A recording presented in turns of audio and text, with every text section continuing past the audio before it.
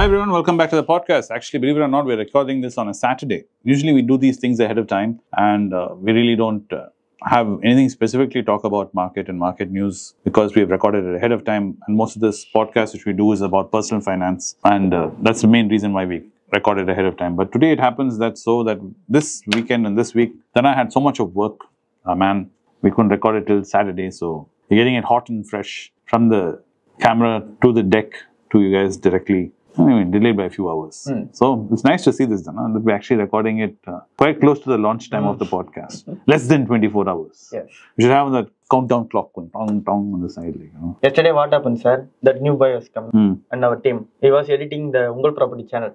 So I give him our PC to work on that because his PC is not available on the auto. So we are getting to the license. So until the 4 o'clock, he was editing the Ungal Property. When I will do the podcast.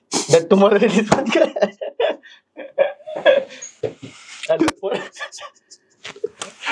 At the time of 4 o'clock, bro, whatever you finish, just take the export thing and then I started the bridge. Sounds wonderful. Now let's dive in. As promised, we had spoken about Dr. Reddy, and we spoke about great length about knowing about the company before investing. So without wasting any further time, Dhana has done a bit of research on Dr. Reddy. He seems to be more knowledgeable today to take a history walk through Dr. Reddy and walk us through. So what is Dr. Reddy's history?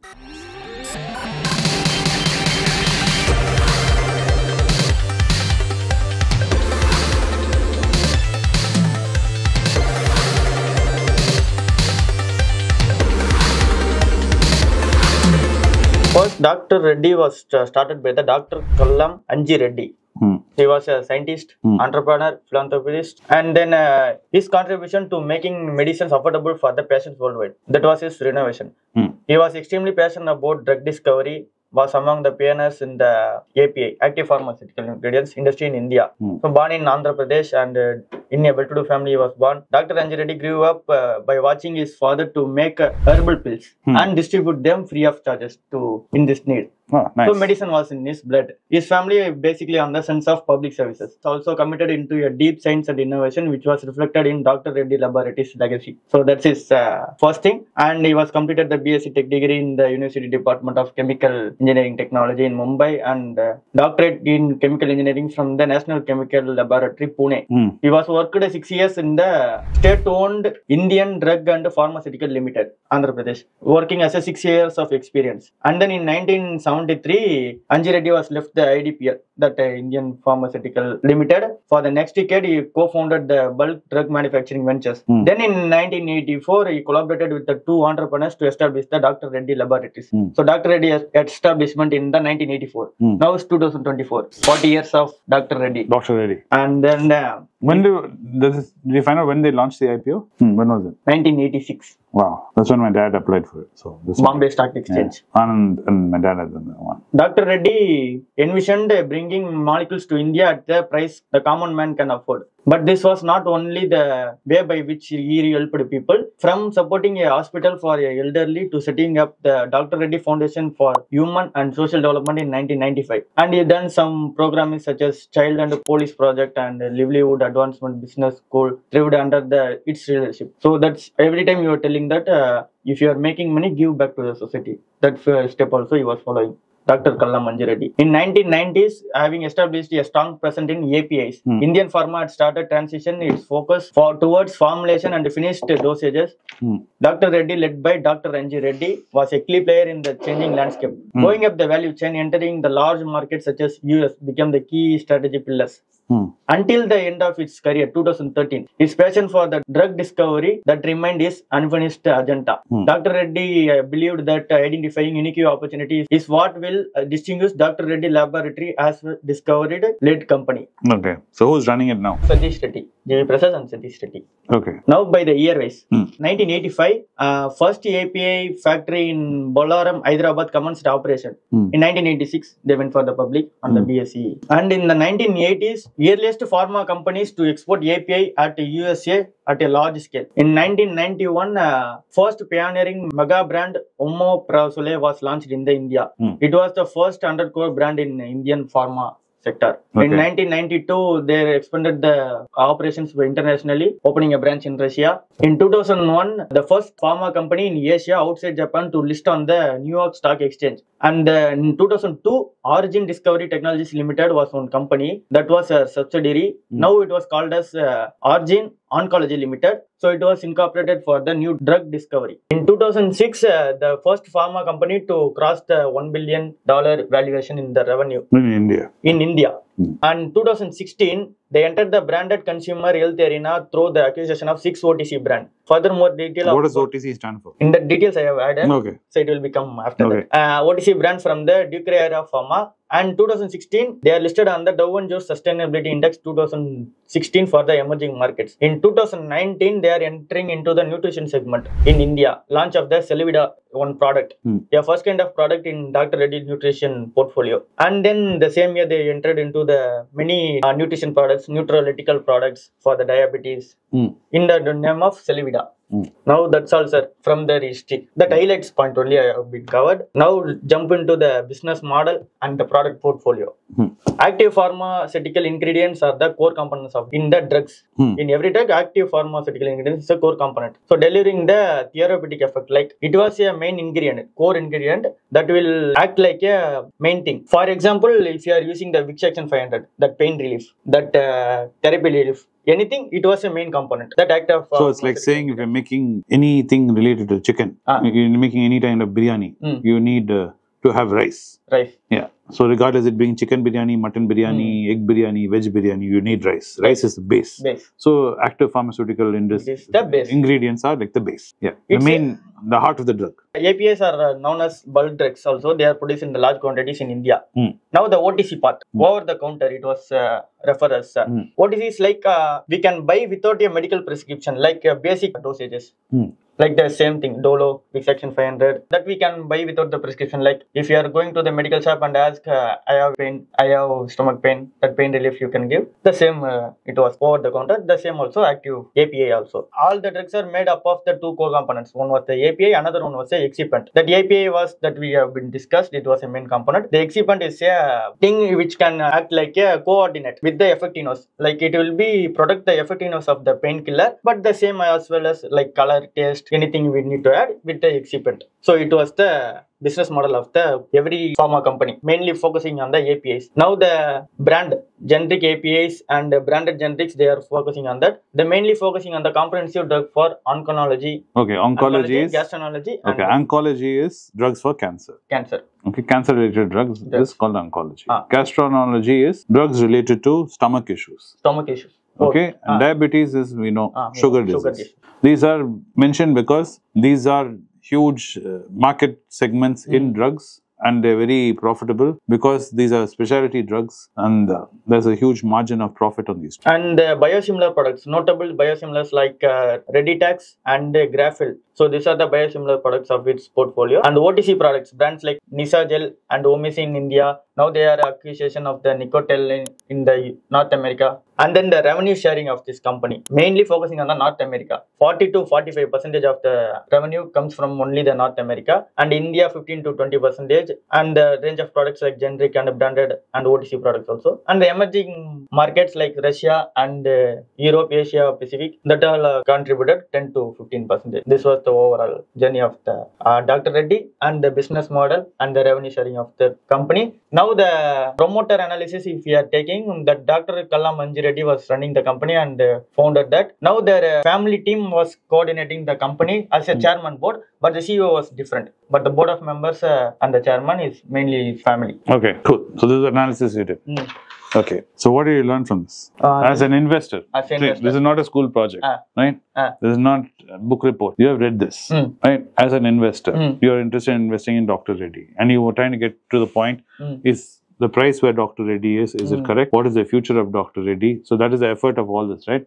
So this is the first step which you have taken in that direction. So you have done this. Before we get on to what more you have to do, this you have done. What have you understood from this? If you are speaking in the Tamil, I can, without this laptop, I can speak. Yes, but the whole point is, I'm trying to force you to speak English for the simple reason is, I want you to become more confident in English. I know you find it hard. It takes a little minute, but it's okay. You're getting better. Compared to the first few videos to now, you have improved a lot. And I'm sure by next year, you'll be be more fluent than me. Don't worry about that. No, sir. Grammar, I need to focus because it's heading this channel. So, for that only, I have been typing this. The Dr. Reddy, what I am understand is business model of the pharma sector. That API, sir has been telling the every video, API was doing good. They are filing some case for the drug. No, you got it wrong. Forget what sir said. Forget what API. You read about the history of Dr. Reddy. What did you, as a value investor, what were the green flags? What were the red flags? Green flags is about, it was a 40-year running company, not good. That's the first green flag. It has a long history. Long history. Yeah, that is one green flag. Next. And the motto of the company is not to discover the new product. It's not a main motto. Again, that is not there in what we discussed. Yeah. You're moving away. Right. First is, it has a long history. Long history. Then you look at the history of the promoter and the person he is, the values of the company. Because like we talk about the Tatas, we always talk about Jamshedji, his values, how his values are being passed on, and what is the belief of the company. So as a value investor, what you see, Dr. Reddy's father himself was a person who was making Ayurvedic tablets, and he was giving it for free. He saw his father being like that, and he was inspired to do service to the nation. Right? So that is the spirit of the company. The spirit of the company is just not to make money. It is to provide service to people who can't afford great medicine, to bring great medicine in an affordable price to the larger segment of society. That is the idea behind why he started Dr. Reddy. In Vision also they mention all drugs need to available for the common man. Yes. So as a value investor, that is something as a business you would want to invest in. We are talking about owning the business. We are talking about investing in the business. So that is a great proposition. Okay. As a person, you would also feel attracted to that when you see, okay, the guy who founded the company, he wants to not only make money and make drugs, he wants to make sure it's accessible to people. So that's the kind of business he wants. It has a long-term strategy. So the growth is going to be there because of what his founding principle is. So that is another green flag. Another green flag I need to add, sir. That dollar against our investment. So for that it was a good company because 40 to 50% of the revenue come from the North America because they are collecting the money from the revenue in dollars. Okay, these are all the next step of analysis. But you haven't bought into this. You are moving ahead. So first, you're also running ahead. So you first eaten this, right? History. Yeah, you've eaten the soup of the first you've ordered meals. They bring you soup. You drank the soup. I'm asking you how is the soup? And you're looking forward to the next part of the meal. Okay. That's what you're doing here. Because I'm trying to teach you how you have to. Dr. Reddy is a famous company. It's very easy to do Dr. Reddy. Let's say you want to go pick a company which is a small cap right now. Dr. Reddy started as a small cap.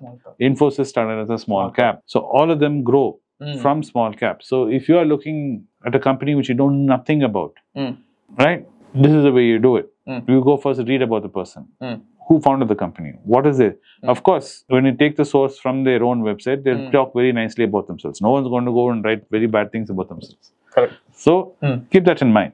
So that's the way you take the approach. When you take a new company which you do not know anything about, you first read who founded the company, what is the history of the company, why did they find this company, what was the motivation of doing this business. So these are all the things which you see in Dr. Reddy and it makes sense to you. It aligns with the kind of person you are. If you are a person who is very making money is what is most important, right? Yeah, you just need money, then this is not the kind of company for you. Because this company is not about making money all the time. There's nothing wrong with that. If your principle is that, I want to make money and that's why I'm doing business. If I do charity, I'll do purely charity.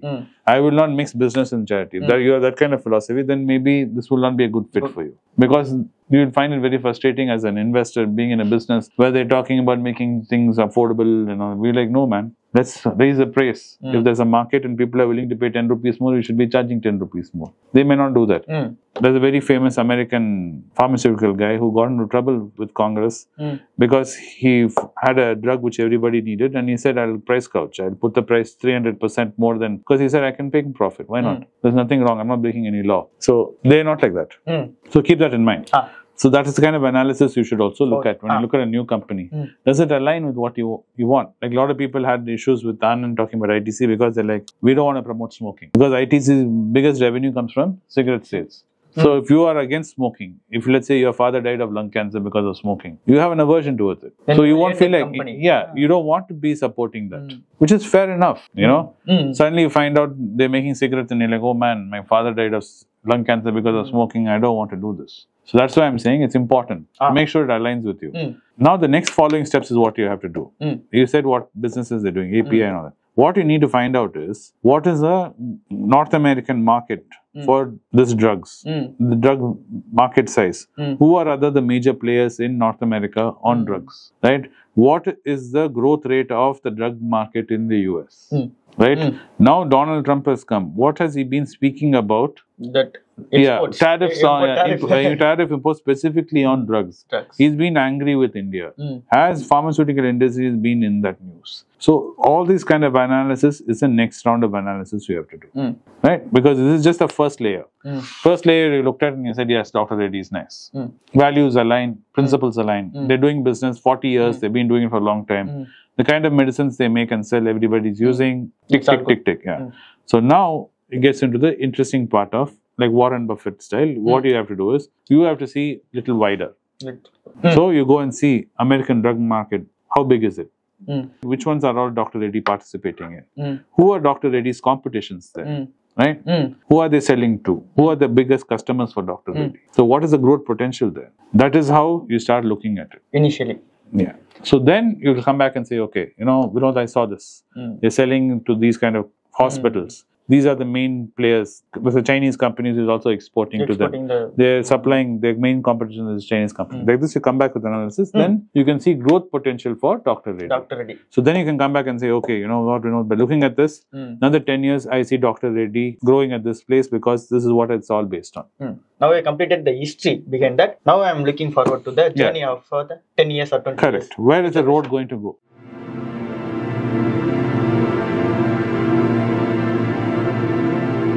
What's the future for Dr. Reddy? Do that and come. Comparator analysis. Analysis. Market, yes, market analysis. Okay. Next video we can discuss about it. That will be more interesting also for the viewers. Because 5 days is left. Yes, One day was left to make this content. Correct. One day, a few hours, he put this content together. Now we'll give him 5 days. So by Saturday next podcast, we'll have a deep dive into market analysis of Dr. Reddy, which will offer you more insight. The reason why we're doing these podcasts is meant for beginners like Dhana, me and you, Gen Z. So you guys know how to go about it. How to find that small cap which is going to become a major large cap tomorrow. So this is how you do it. It's very slow work. It's very patient work. It's not something you can do overnight and very fast. Because the reason is not that you need any special skill. You just need a computer like Dhana and need to know English. But you need to spend time reading and processing the information. That is what is important. That is what we're trying to guide you towards.